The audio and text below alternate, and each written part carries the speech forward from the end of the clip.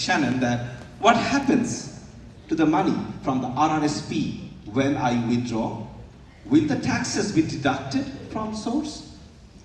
Thank you. So when we withdraw from a retirement savings plan in Canada, those funds are actually classified as income for us. So just like when you have a job and you receive your pay stub, you have withholding tax on that pay stub. The federal and the provincial government always gets their cut first before the rest of us do. Same thing applies for RSPs. So when we do a withdraw on RSPs across Canada, there's something called a withholding tax. So let's say I withdraw $5,000 or less, I'm going to have a 10% withholding tax in every province across Canada, with the exception of Quebec, who's at 21%. Anything between $5,000 and $15,000 withdrawal is going to give us a 20% withholding tax, or in Quebec, 26%. $15,000 and above is going to give us a 30% or 31% in Quebec.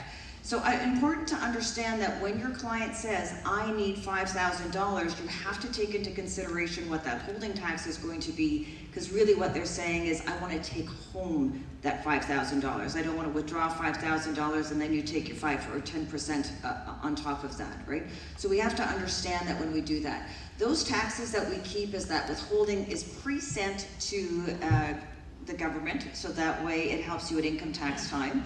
So the nice thing about that is, let's say I withdraw $5,000 today, I pay my 10% withholding tax, that goes over to the government, but then I also do another deposit into my RSP, which is going to give me a tax credit.